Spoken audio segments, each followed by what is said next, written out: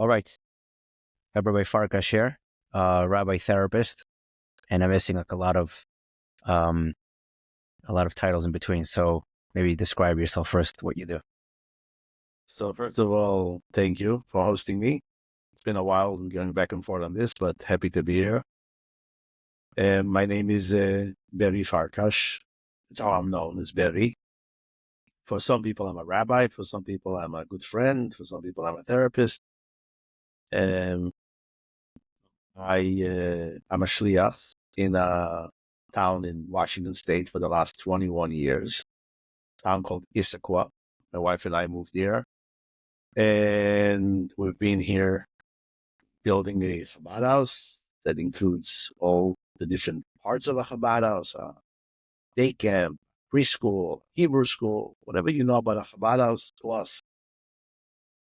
And about 8 years ago, by now, 8 or 9 years ago, I also took upon myself that title of being a psychotherapist.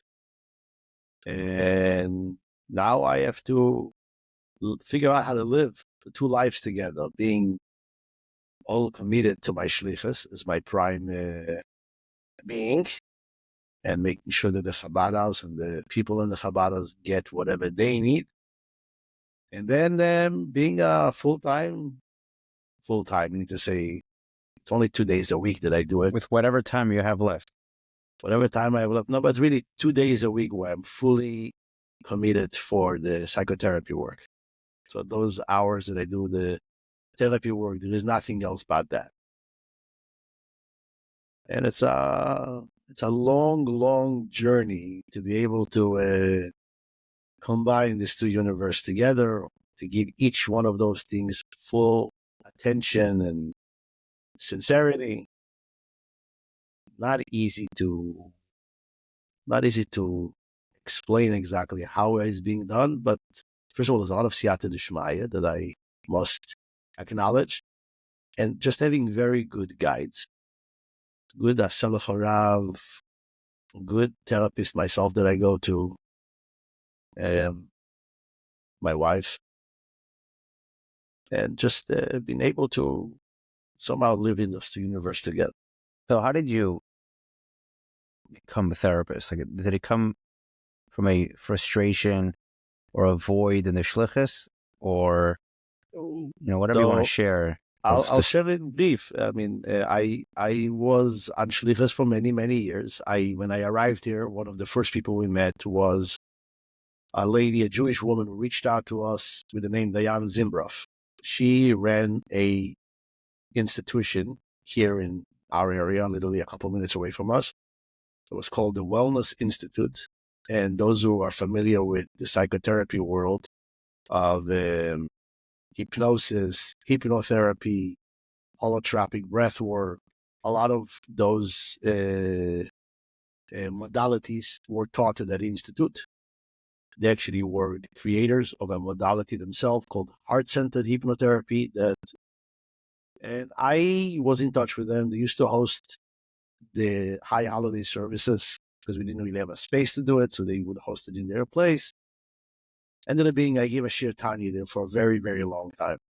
There was a lot of people that I guess Tanya fit in a little bit with their what they call transpersonal psychology.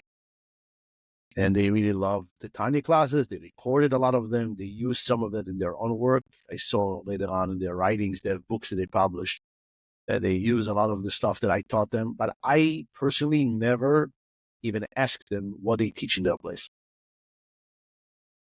So I was so sheltered, so like not in the place of receiving back from them, that I didn't even ask. I didn't ask, what are they doing in the institute? What are they teaching there? I believe that subconsciously or unconsciously, I needed to be ready to be able to learn that stuff from you have to be a very mature and adult man and really grounded in halacha, in Jewish life, to be able to even expose yourself to that universe. We could talk maybe more about it later, but I just didn't care. I just had no interest in any of that. I was busy. I was trying to survive probably the first 2 years on shlichus, and then happy with whatever life I had as a Shliach that was very busy and fulfilling. I was always growing and moving. But then at a certain point, what happened was we had a little tragedy here with, I don't want to go into details, that we needed consultation. We needed someone to help. We needed a Lubavitcher to give some input how to deal with the issue.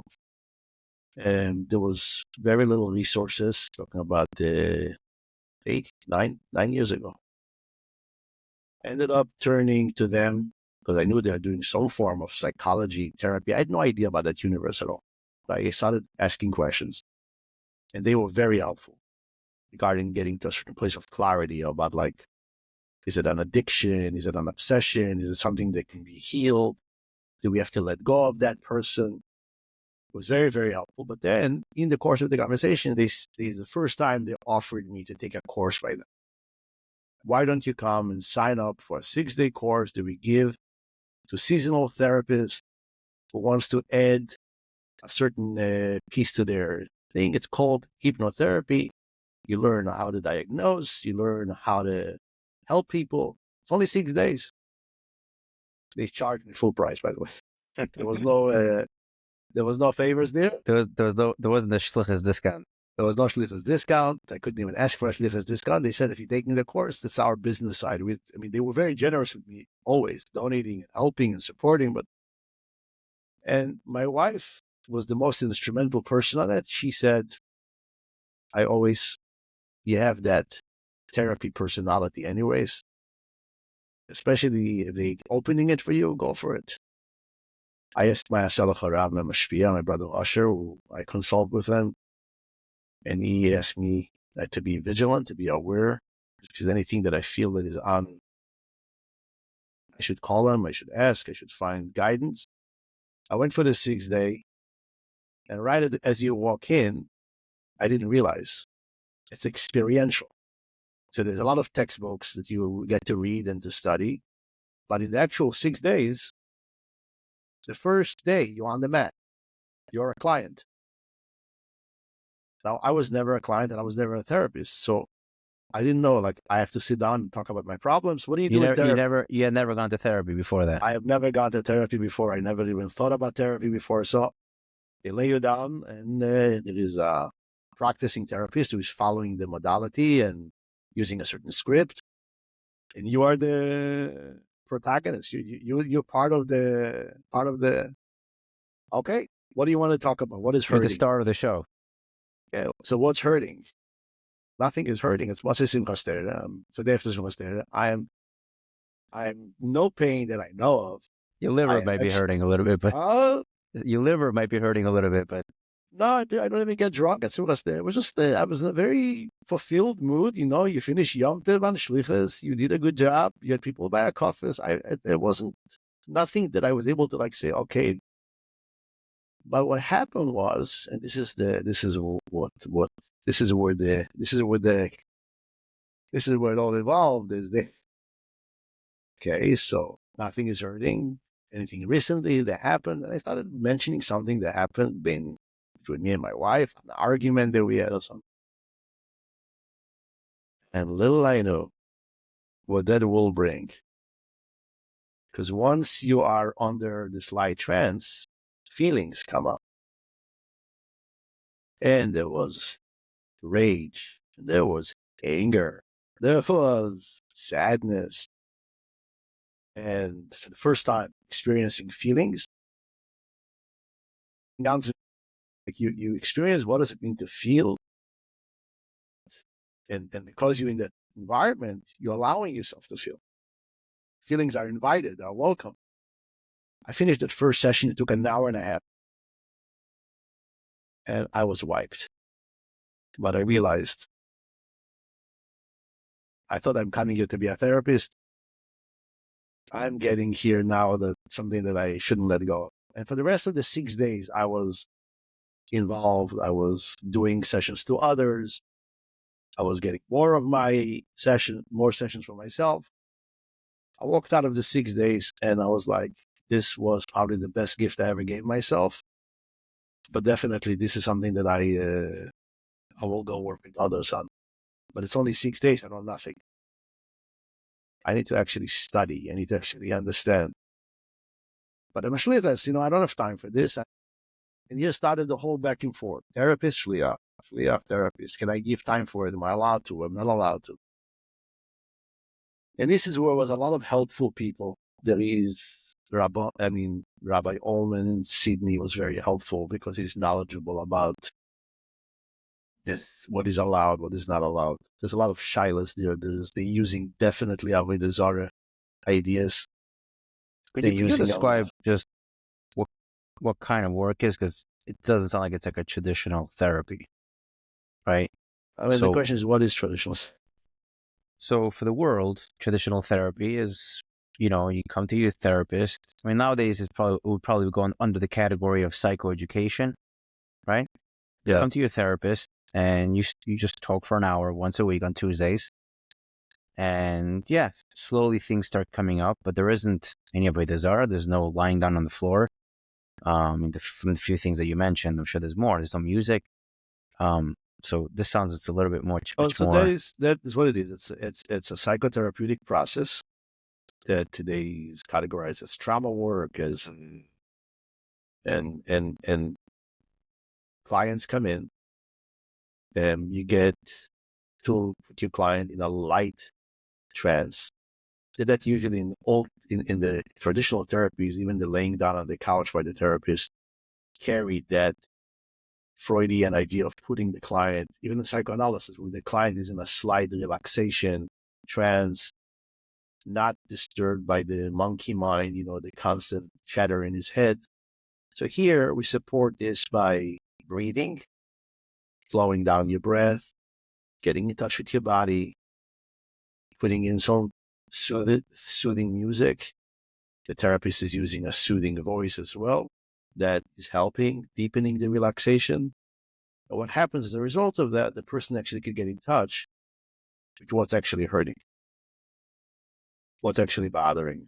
Instead of going like from the wife to the mortgage to the head shliach you can be focused about like what's the emotion. You can maybe name the emotion. You can give a voice to the emotion using actual expressions of the emotion. If it's anger, using a pillow to squeeze on the head.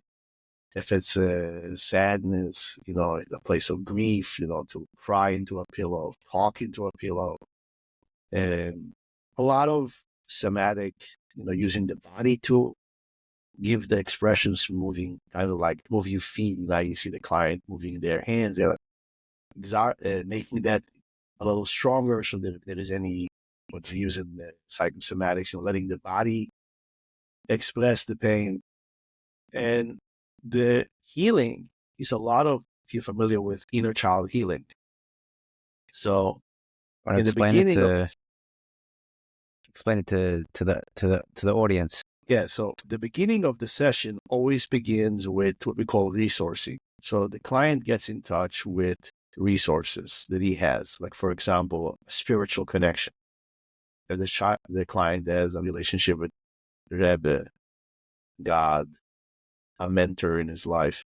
Sometimes it's something in nature, something from the world that gives them a strong spiritual connection. And sometimes it is a family member that is deceased. It is kind of like a spiritual connection to them. That's one resource. Another resource is a resource of love, like a person in their life that they feel a loving connection with, a child that they have, a good friend that they have, someone that they feel a giving or receiving of love, that their relationship with, of healthy, clean love.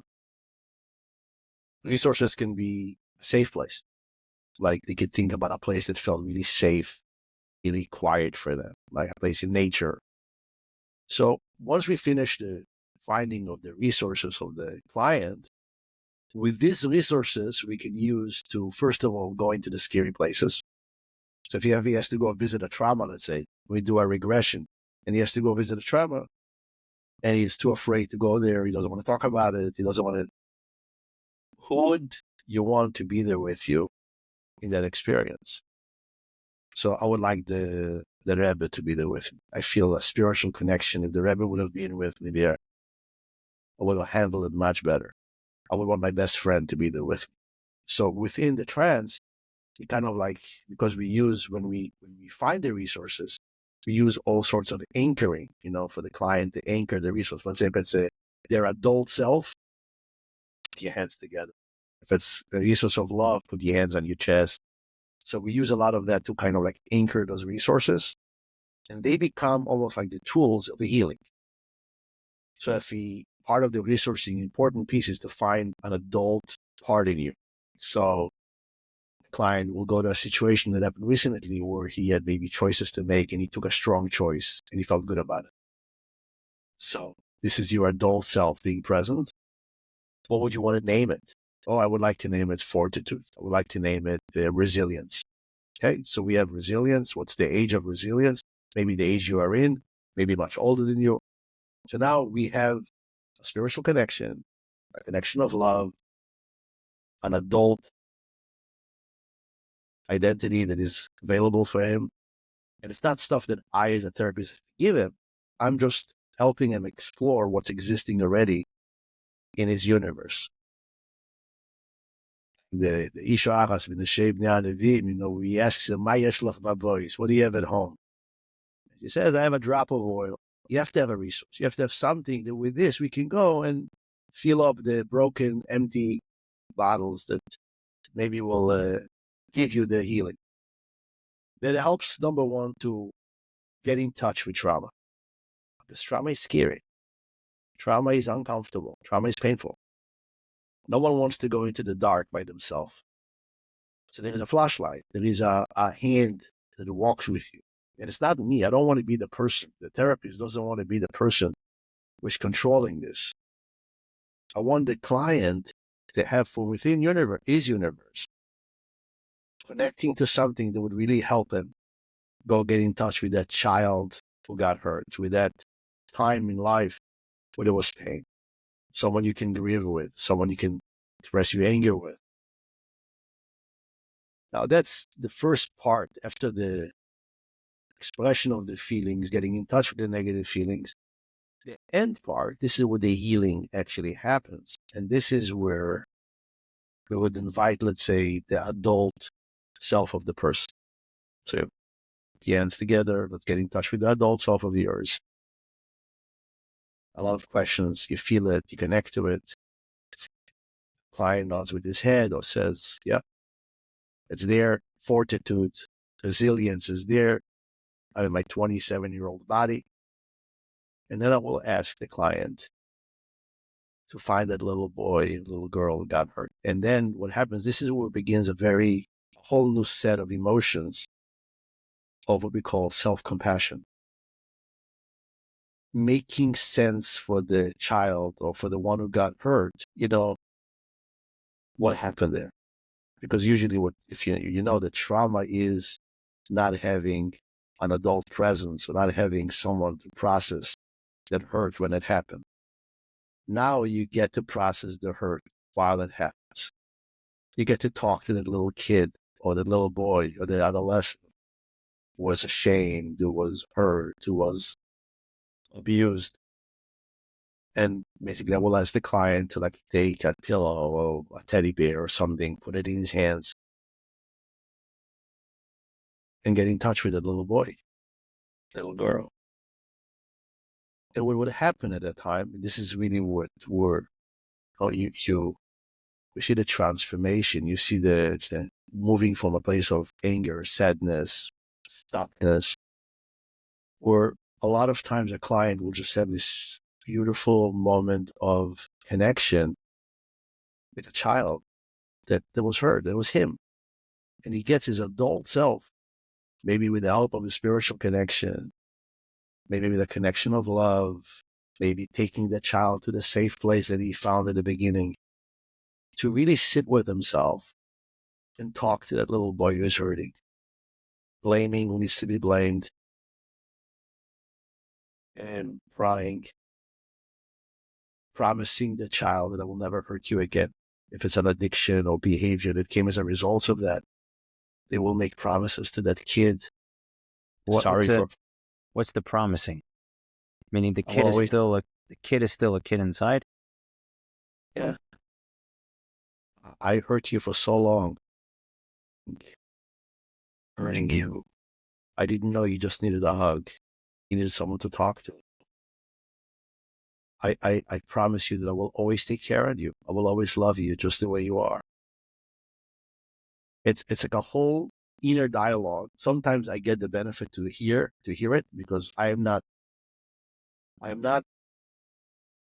Some therapists want to hear the dialogue. They ask the client to speak up. It's nice when the client speaks up. But a lot of times it's so personal, it's so private, it's so intimate. I encourage the client to do even maybe in an inner dialogue and just give me the conclusions. Now, what happens in the dialogue, this is where the most important piece is. Every trauma leaves wreckage. The wreckage is the belief system.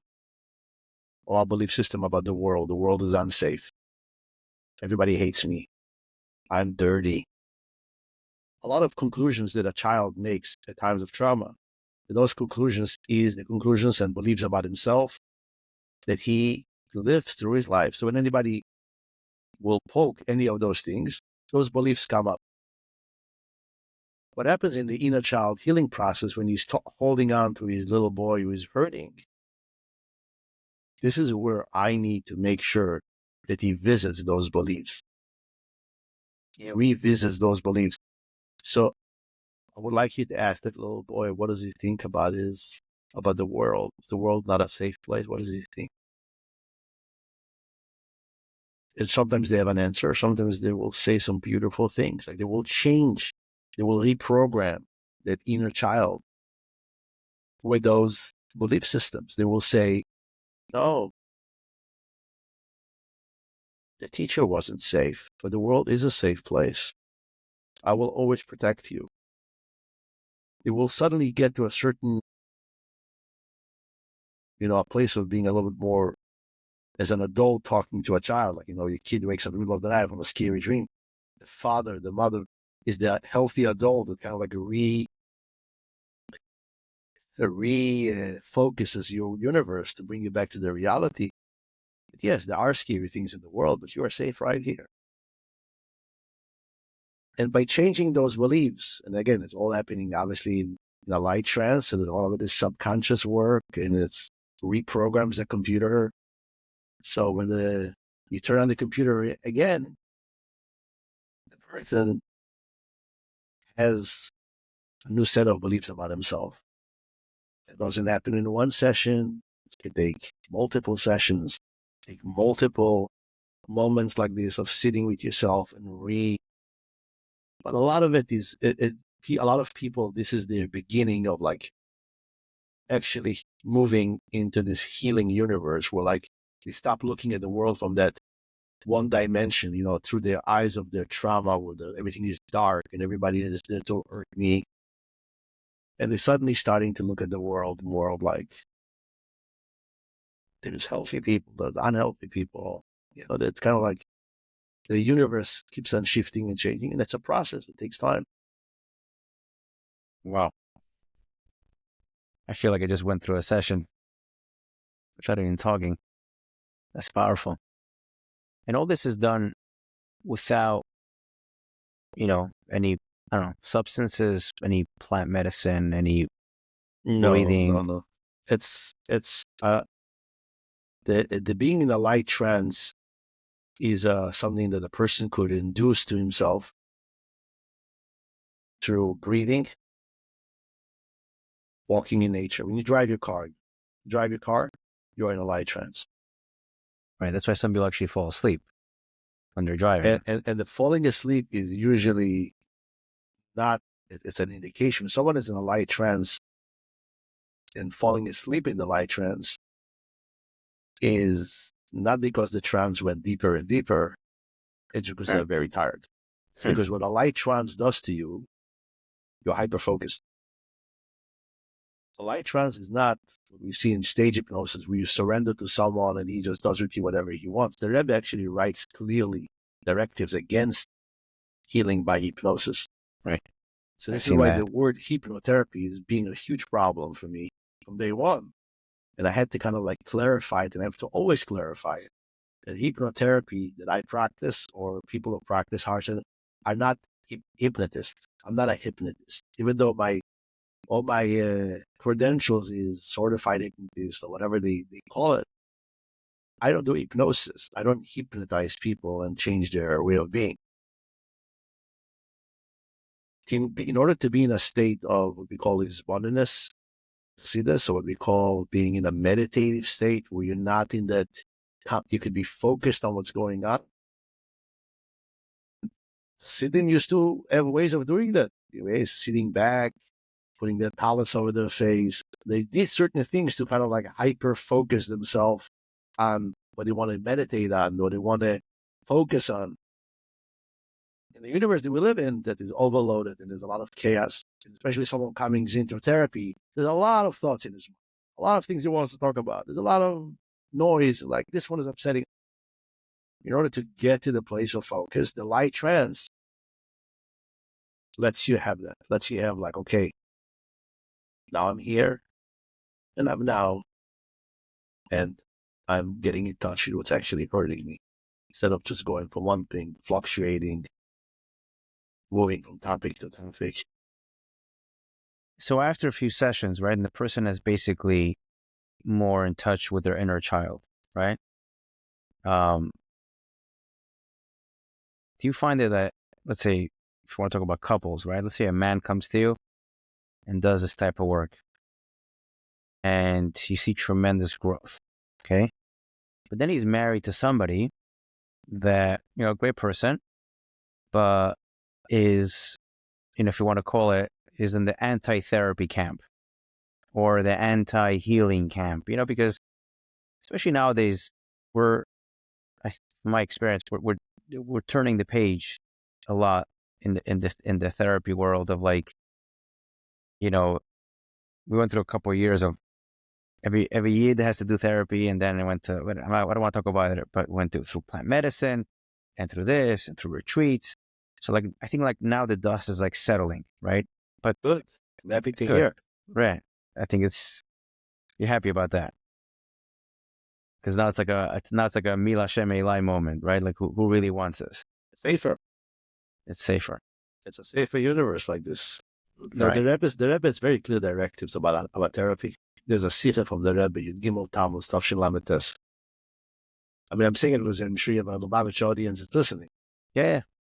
Amongst others, but yeah, mainly here. And the Rebbe will focus on meditation and transcendental meditation, but that sikha, and I believe anybody who goes to therapy or anybody who is a facilitator of therapy, in that sikha, the Rebbe puts on very clear directives about who should go to therapy, how therapy should be done, in ways that is extremely refreshing. Like the Rebbe, there's no black and white. But people are expecting the Rebbe will have a black and white response to this. And a lot of pointers of therapy should be given to people who need it. And the evaluation should be done by someone who actually knows what the person needs. And it's like the Rebbe views therapeutics as medication. You don't give medication to someone who is healthy. And when you give a medication, you give a dosage without overloading them. Where a lot of what went on in the last few years, and hopefully, like you said, it's settling now, is that people were going to therapy and people were encouraged to go to therapy. People were persuaded to go to therapy just because they didn't feel good. So it became like a thing. And we saw it in what was it called, the shofar movement, and now with the ayahuasca and plant medicine encouragement. And even is where there was like this thing is everybody needs therapy, and there was no vetting. There was no professional.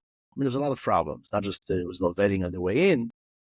A lot of it, there was no vetting on the way out. Like some people had no support after that. It was just a weekend. Integration, not just in the borrowed term integration.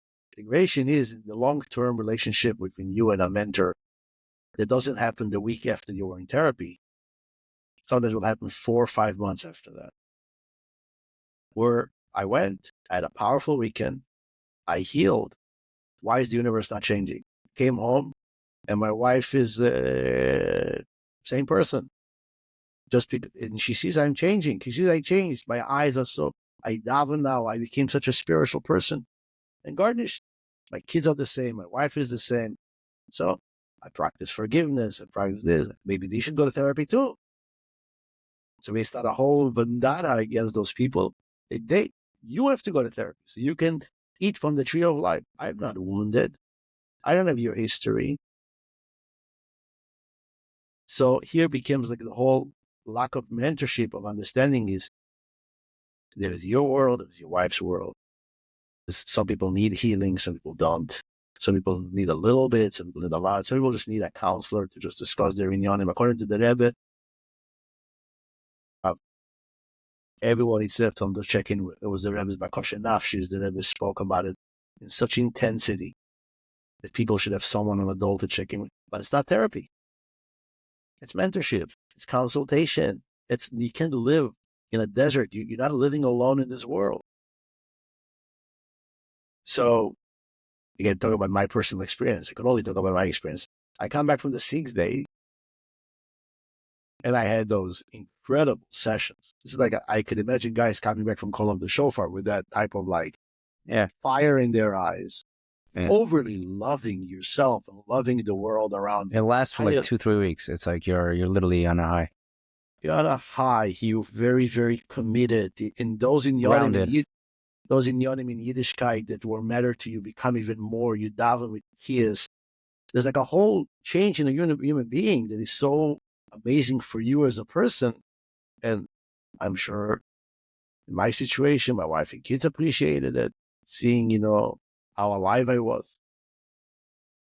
But then comes that moment where you have to look in the world and say, okay, see, when it was a good Verbringen, was good L'chaim, was a good Mashpia, he inspired us. But the day-to-day, the Aveda Pnimis, that this is realigning, re-scaf, it's not another trip to the therapist.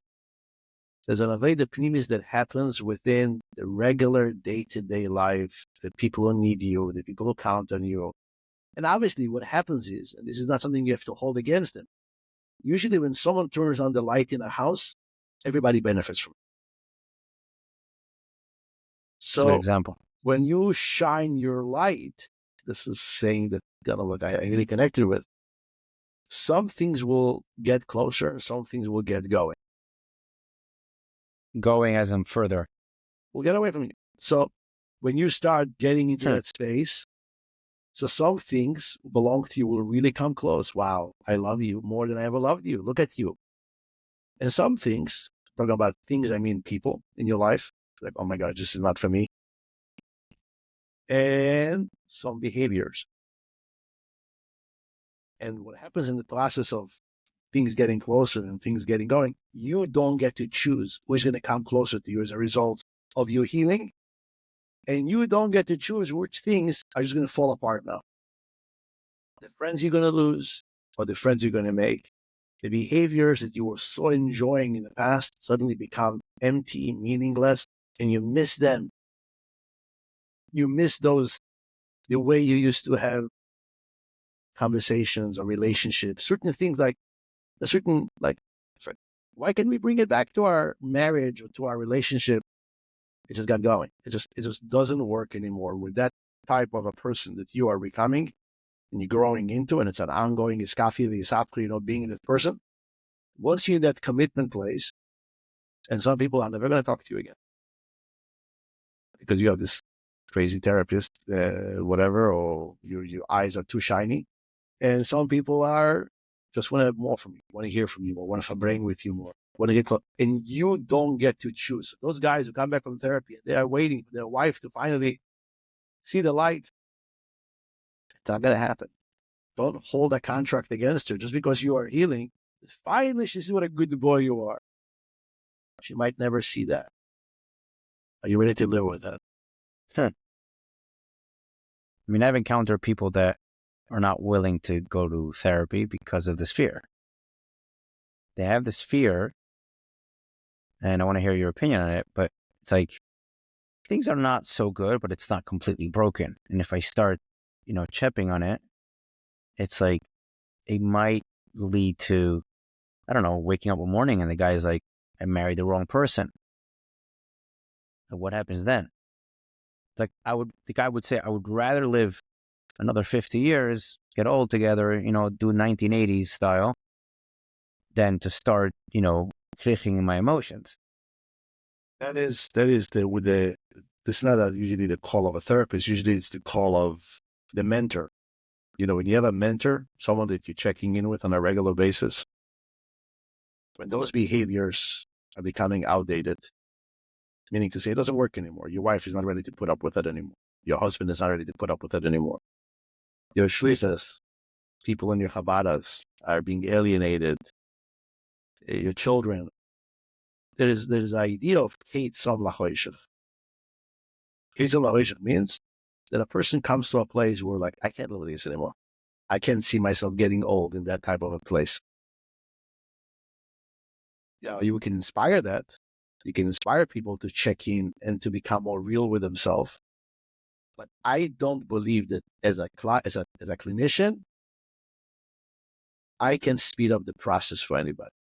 Those who choose to come to therapy, usually the people who are ready. And that's why they would go and connect to those things. They are wholeheartedly done with that lifestyle of living that way. Unless you get to that place, and it's not being rock bottom. I'm not talking about an addict who's completely falling. I'm talking about a person who is in the place of being in spiritual integrity or being human integrity, even with himself and his relationships around them. Can't live like this anymore. So I could choose to get divorced or try to fix things or whatever. Or I make the choice to go into healing, and I go into it with both feet. And this is why I said it before, and I got a little smeared around because of that. The real therapy only happens in a much later age. Interesting. For many Age reasons. age or stage, or both? It's usually age comes with stage, because by us, when we have a certain level and getting married in the early 20s and having children at that time, it takes a certain level of stability in a person's life where the person is ready to actually get in touch with the real pain. So therapy exists in all ages. But in talking about readiness to actually bandage up, actually get in touch with the actual wound, a certain sense of safety in life, a certain place of, like in my situation, I have teenage kids at that time. Yeah. Already getting smacked around by my kids.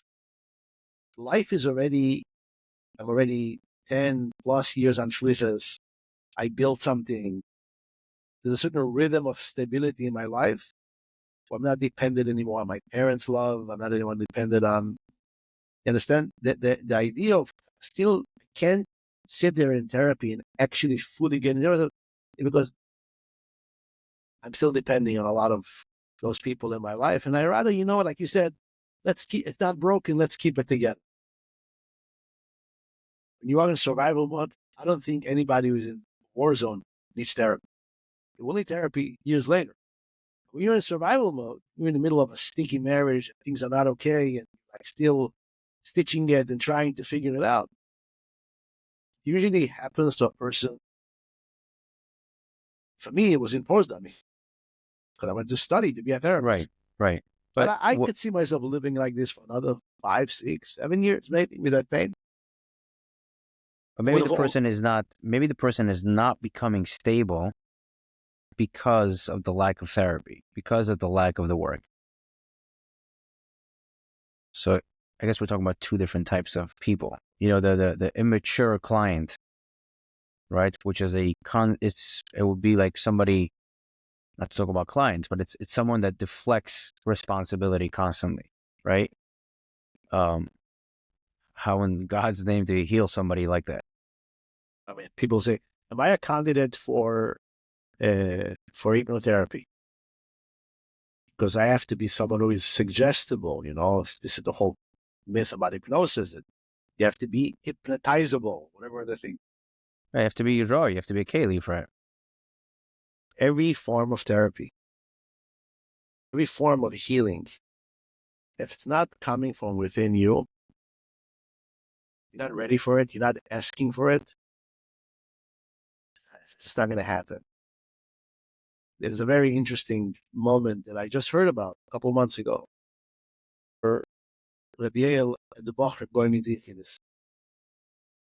And Bocher, when Yechidus would ask for a tikkun for certain things, like the Rebbe says in Basalagani, he was coming there to cry in Yechidus about stuff that in your light are crying about. Bocher would go into Yechidus and ask the Rebbe for a tikkun.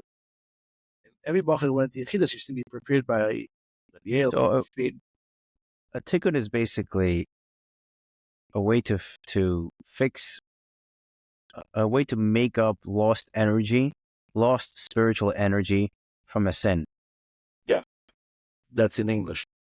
So I heard from a credible source that the Rebbe sent a message that before a boy asks for something like this, the mashpia should make an evaluation if the boy is ready for that.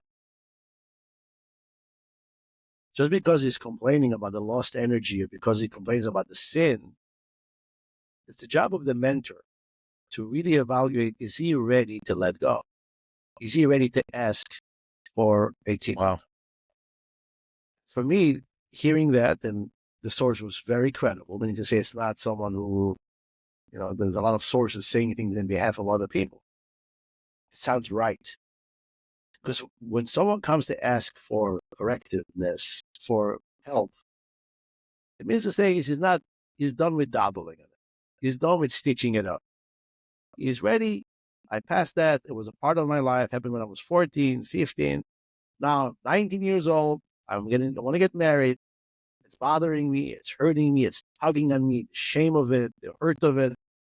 Rebbe, I need a tikkun. I need a way to fix this so it doesn't hang on me. And the job of the mentor, going back to mentoring versus therapy, the job of the mentor is to be able to see, are you ready? Sometimes the mentor will say you just need mentoring. Sometimes the mentor, who is a responsible adult, looks at it and says, you know what? This is something that needs a psychotherapeutic process. I need you to talk to someone who can do psychotherapy on you. This goes beyond, mentorship. Spiritually, it's what the Rebbe needs to chime in. Someone at that level of spirituality. And now you're ready for it.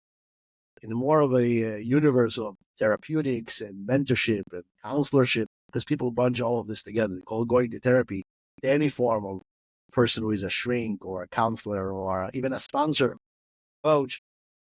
There is a universe of psychotherapeutics, that's a universe that administrates certain medication. And that is a universe of coaching, therapy, in a way of sponsor, discussing things. Again, it could be from the level of a good friend or a safe adult in your life, like Selach Horav. The Rebbe says that Selach Horav, the mentor you have to choose yourself, has to have compassion, has to have kindness, and has to have a little bashfulness. These are the three the three signs of a Yid. The Rebbe says, he doesn't have to be a scholar, it doesn't have to be a person who knows a lot of Torah learning. And finding someone like this is just a mentor, someone that you can sit down once a month or once in 2 weeks. Let's talk about my marriage, let's talk about my kids, talk about what goes on in my life. Certain behaviors that I'm starting to notice that are becoming a little too much. Now, the mentor can give you words of encouragement. It can be a good listening. It can be giving you some tips and coaching you, maybe if you're a little bit more of a coach type of a person. He can inspire you in different ways, how to stand higher than that, moving forward from that. Sometimes a person is ready. This is something that needs healing. For this, we need the refuah hanefesh. Yeah, Torah says that about the mashpia as a malach Hashem tzvois, right? It's like a malach. Yeah. I think it's fascinating that you shared that your mashpia is your brother, like just casually. First of all, the fact that you shared who your mentor is. I mean, I don't know if he's a mashpia now, but b'shas, you had that question. But I mean, I personally know your brother from down south, but the age difference between us is so big. I didn't grow up with him. But still, it's I think it breaks all the barriers and boundaries of what a mashpia is for people, at least the negative ones. By you, it's so pashut, right? Who's the smartest guy who's, who will pick up my phone, who knows me, but doesn't really know me, doesn't live with me. And it's my brother. It's like, I don't have to go to the yellow pages. The truth is, in the background of it, it's not so simple. It's a brother that has been a spiritual mentor to me since before my bar mitzvah. Meaning to say, he was always in my life, because I grew up and about 10 years apart. And he was in yeshiva in Montreal, and he was in 770. And he came especially from 770 around Chozain Odor. He came to Israel to be with me and mentor me spiritually, preparing me for my bar mitzvah. And the relationship was always mentorship, always calling me out without any filters, misbehavior, misdemeanor, personality traits that were questioned. I ended up in his yeshiva his first year when he was teaching in Argentina. I was there. There was no American yeshiva for him. It was just Argentinian class. And I ended up being one of his first class of students. And he was treating me always as someone who is being mentored by him, calling me out, sometimes aggressively, the way he's supposed to. Not just encouraging me to daven ba'arichas, to daven long, and to skip shalamita, calling out character traits, character faults, behavior that comes as being part of a family that he knows, certain ways of making jokes, latzanas. He's been a very, very non-apologetic spiritual mentor from the get-go, through my getting engaged, getting married, raising children, having no problems with children. It's a very real thing that, yes, we see each other on family simchas and we see as family, and I can call him by his first name as a family member, but when we talk, it's my mentor talk. It's my questions. It's the questions not of a brother asking another brother.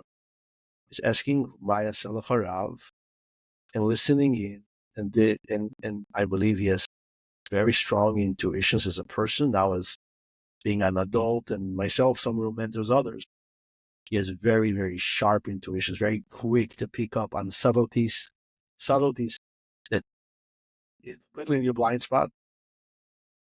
And it's because of it, I can even now hold these two roles that I said at the beginning and not feel the conflict in there. Not feel like, oh my gosh, am I a therapist? I'm Shliach. What am I doing? Religious, Shlichus is all life, all ardent, all being. Literally 2 days a week, you breaking away from, and you just sit with people who are not part of your Chabadas, because I don't do this in my Chabadas. For my Chabadas people, I'm a Shliach. For the people on Zoom and on I'm a therapist. The universe are clear, like clear as day.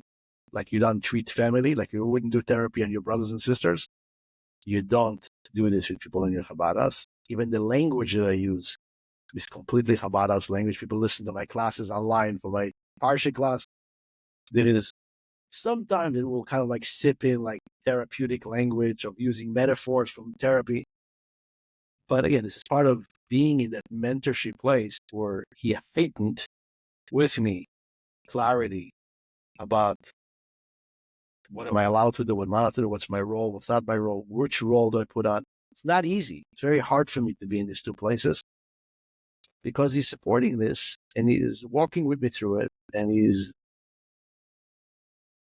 just had Shabbos 2 weeks ago. Shabbos, my daughter got married, so we had Shabbos Sheu Brachos, and it was very beautiful. And we talked about a lot of interest. He was from Brengen, he was sitting with me with other brothers, and I kind of like got into this real strong place of talking about this and finding the good in a person.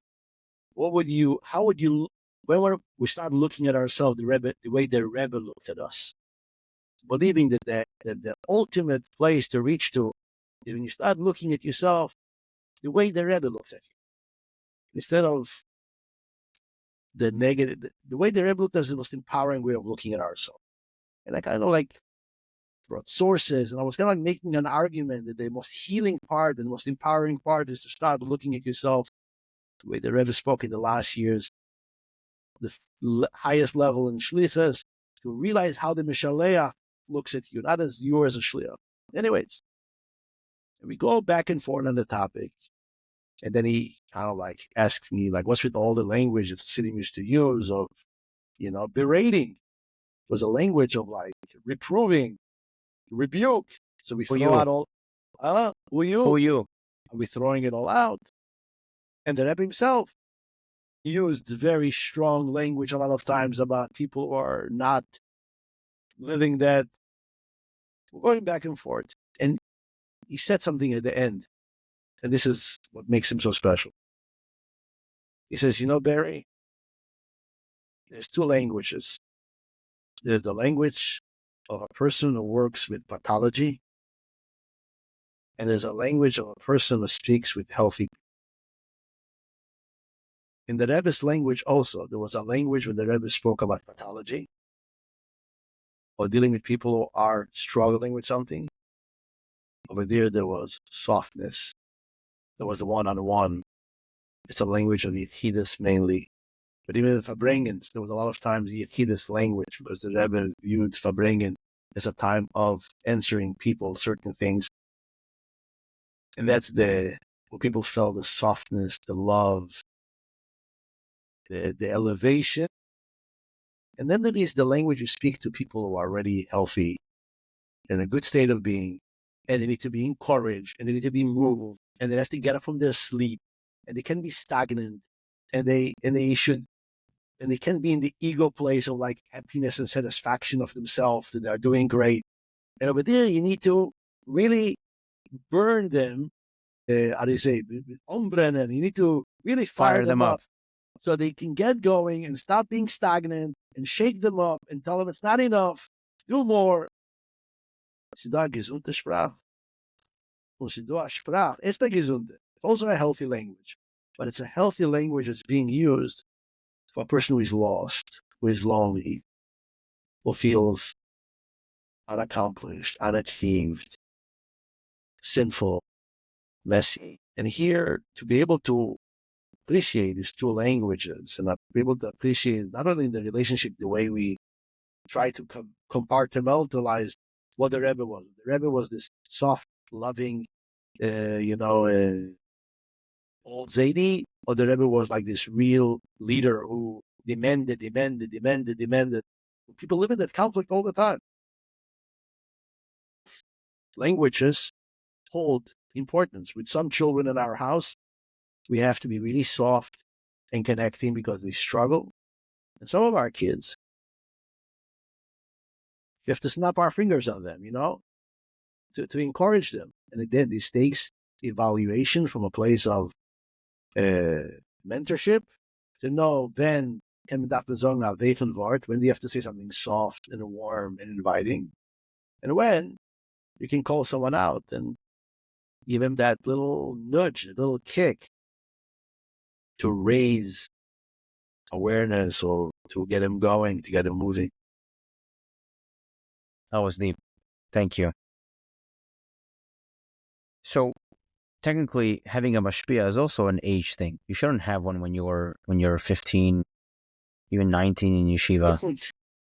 Yeah, the same way. I mean, therapy works for all language, all ages. No, but going back to what you said about the style of therapy that you like doing with the age and the stage group is when a person is ready. So I'll tell you what I mean by this. If you go to Fabring, go to an Anash community or a Shluchim community, and you do a Fabring, and you say by the raise of hand, who has a mashpia here, right? Most people won't raise their hands, and it's not because they're embarrassed to share. There's nothing really embarrassing about that, right? And I'm always wondering what's this blockage? What's this resistance of getting yourself a mentor? Is it because people are too shy to pick up the phone and call somebody? Or is there this traumatic association with that mentor in yeshiva that was a critic? Or a lot of mashpim, again, I'm not, God forbid, throwing people out, but there's a style of mentorship that probably was imported from Ukraine or somewhere, of ignoring a student. So right, so if the mashpia ignores the bacher for 2-3 weeks, the bacher is going to get the hint that something's wrong with him, and he's going to get ready to receive, and that whole game of running away. So you talk to somebody in their mid-30s, mid-40s, or late 20s, and it's like, you need a mashpia, that they shut down. They're like, no, I'd rather pay for therapy. I'll actually rather pay for therapy, and my therapist is my mashpia.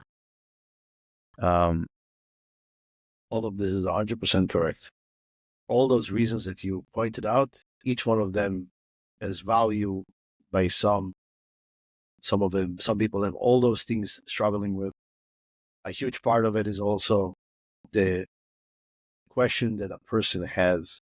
Will this person I'm talking to you will able to hold what I want to tell him? In other words, if I want to talk to this mashpia and I want to tell him about stuff that I'm doing, the level of shame or pain that it evolved, takes my father in, if it's something with their parents, or something of a behavior that they're doing. Well, this man that I'm talking to is a spiritual person. Is he going to fall apart? Is he able to hold this in a way?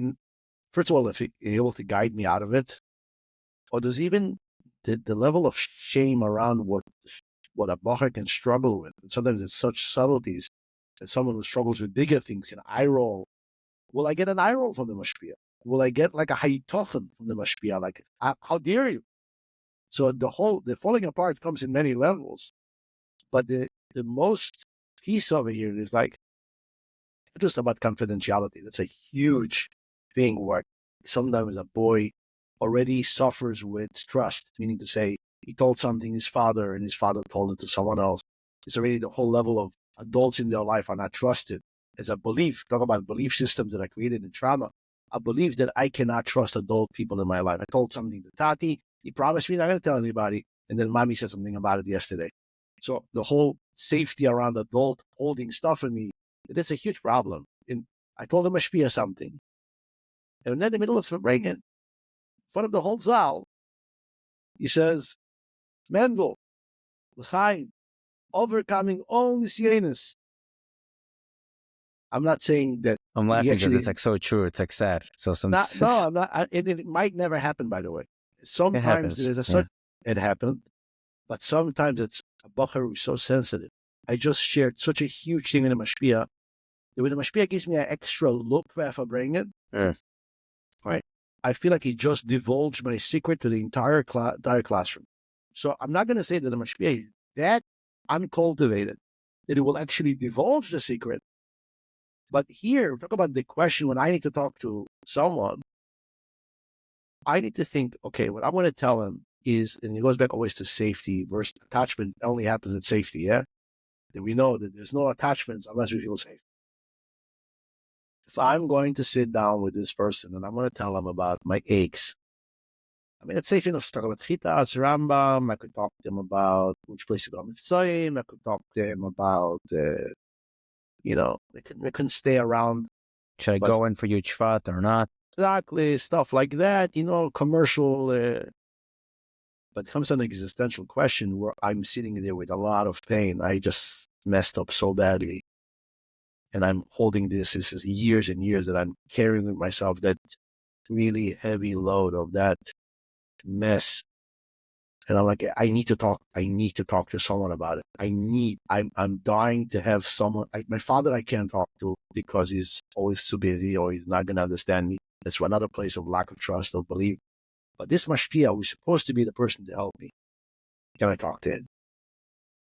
And it goes through months and months and years in yeshiva, and we never get to establish that. And the mashpia will sometimes say it. You can talk to me about anything. You can talk to me about everything. He will give you that invitation.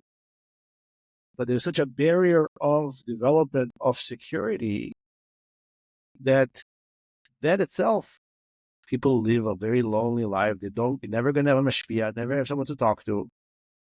So, or they're going to fart on it. They're going to make jokes about the whole mentorship world out of the desperation of it, or they're going to just give up. Whatever, all the reactions that we have to things don't work out for us. So what's your, to reset the room and to land a little bit, what's your recommendation for somebody that, doesn't necessarily need therapy, but maybe they do, doesn't have a mentor because of the traumas we just spoke about? But I like to call it the emotional middle class. Okay? Every single person needs someone to talk. It has to be not your wife or your kids. Every single person needs to have. Why not the wife? Some people will tell you, my wife is my best friend. And yeah, it says Altar B'Sicha Ma'isha. I'm not going to get into the, the whole. No, but We talk about, there's something called Negia B'Dover. The problem of a Negia B'Dover means someone who is biased. A wife is very loving. The wife can be a beautiful person. But because it's your wife, at the end of the day, your wife has the bias of connection. She loves you regardless.